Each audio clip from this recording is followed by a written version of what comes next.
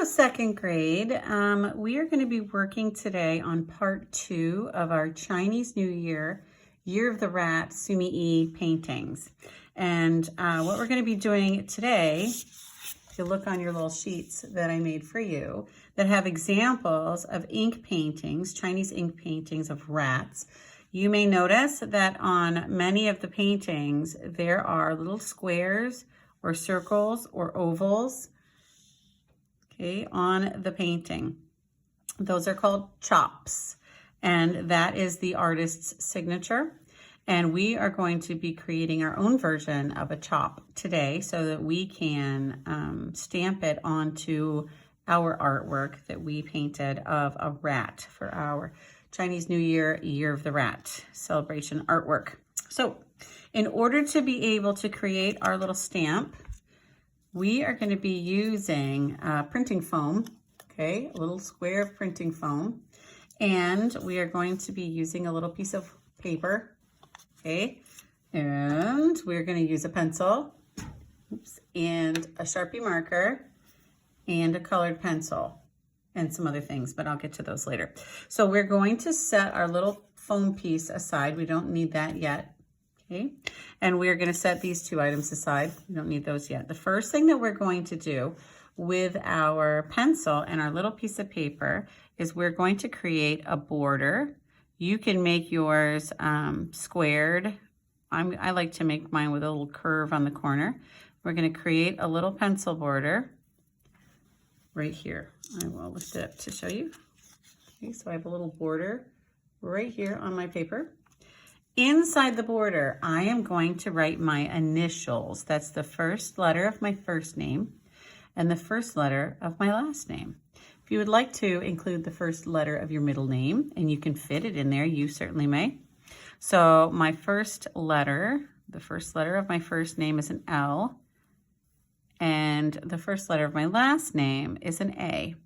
Now, because I kind of want this to look fancy, more like symbols, I'm going to connect these two pieces. I think I'm going to add a little bit of extra, some extra things in here. Make some little lines right here in the middle. Yeah, just like that. Now, the thing that we have to remember, okay, when we're stamping something, especially if it has words or letters, is that as soon as we put this on our foam and flip it over, it prints backwards. And in order to keep that from happening, what we're going to do is this. We're going to take a Sharpie gently. These are brand new Sharpies. We are going to trace over our initials. Here we go. Now, when I flip it over, I can see right through the paper because the paper was thin and the Sharpie goes right through. Now it is time to put our paper on top of our foam. This could be tricky. I'm going to use my fingers to hold it down, and I'm going to take a colored pencil, not because I want it to be a color, but because the colored pencils are not sharp. They are a little more dull, and we don't want to really cut into the foam. But I'm going to press down. I'm going to take my time. I may have to put my finger down on the foam. And I'm just going to trace over the lines. Ooh. As carefully as I can. Make sure I got them all. Okay, now I'm going to remove this. It may be hard to see. I actually have one that I already made. As soon as I'm going to go back through, and I'm going to make sure. I don't want to push down too much because it can actually cut through the foam. All right, so here is an example that I've already used. This is backwards, right? So this was forwards. This one is backward.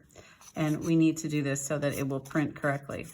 So now that we have this piece, and it's red because, again, I've used it before. There are a couple things that we can do with this.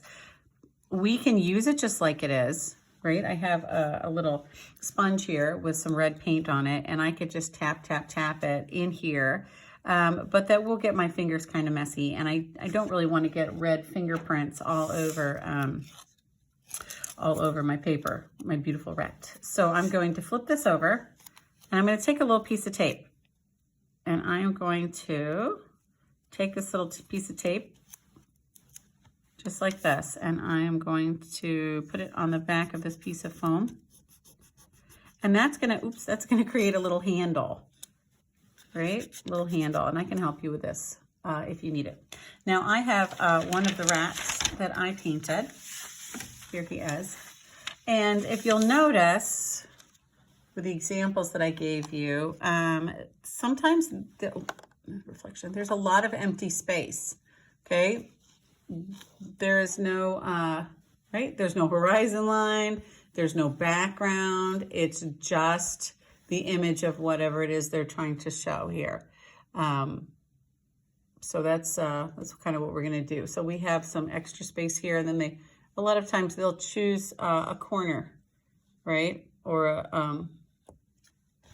just a spot where they want to put it. So I think because my rat has, he kind of takes up the lower left-hand part of my paper, I'm going to put my chop stamp kind of up here in this corner. So let's see if I can do this. I'm going to take my stamp and I'm going to press it. Oop. Right, and I'm going to make sure that it's red all over. Normally I would have an ink pad.